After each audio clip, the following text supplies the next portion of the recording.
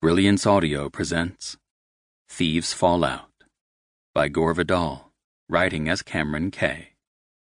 Performed by Will Dameron. His dreams grew confused and ominous. Suddenly his muscles contracted in fear, and he awoke, sweat cold on his body. It took him several moments to bring the room into focus. His head throbbed, and an ache behind his eyes made the bright sunlight unbearable. The room was small. Strips of moldering yellow plaster hung from the lathes. The single window was tall, with broken shutters dangling crazily shut, slicing the light in zebra patterns on the warped floor.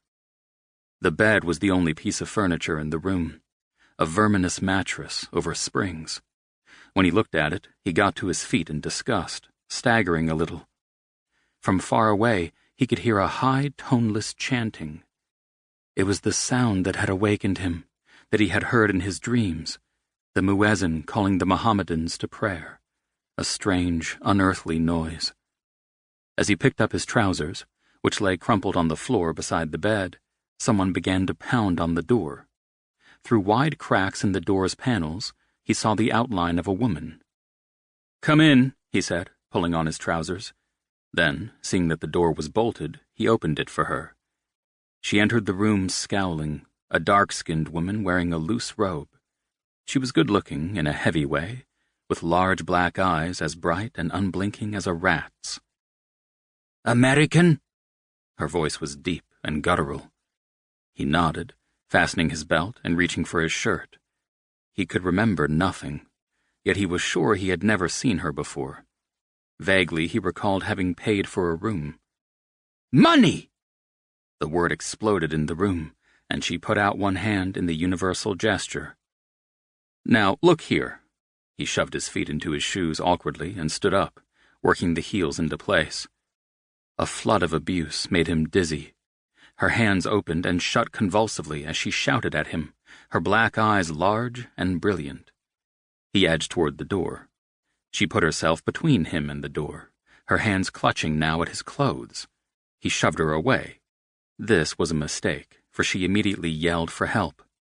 Help came in the form of 5 women of different age, weight, and beauty, but all sharing the same profession and dressed in similar loose robes, all shouting as they crowded about him on the rickety stairs outside the room. Alarmed, he tried to make his way through this tiger-smelling group, but firm arms prevented him. Hands grabbed at him fiercely.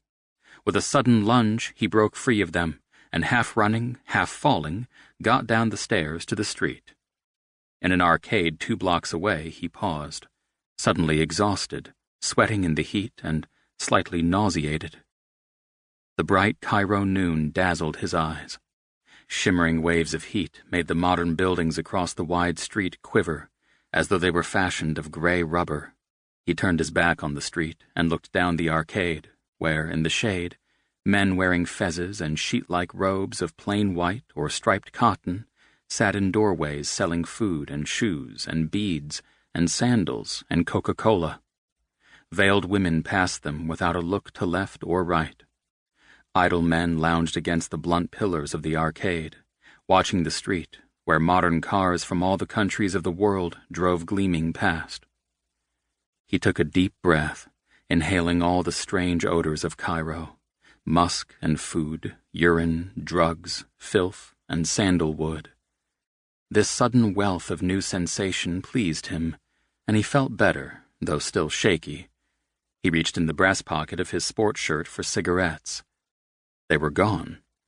He had bought a pack only the evening before. It must have been a rough night, he thought, moving toward a booth where a grizzled, bearded villain was selling cigarettes. It was when he came to pay for the cigarettes that he discovered he had been robbed. All his money and his American Express checks were gone.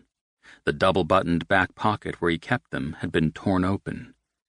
Panic seized him as he gave the package of cigarettes back to the old man, who began to whine threateningly, implying that the value of his wares had been decreased by handling. In a daze, he moved off down the arcade and retraced his steps to the pale blue building where he had spent the night. When he pounded on the door and shouted, there was no answer from inside.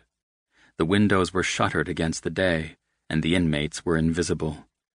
Only a child with red-rimmed, diseased eyes watched him with interest as he shook the door's knob desperately.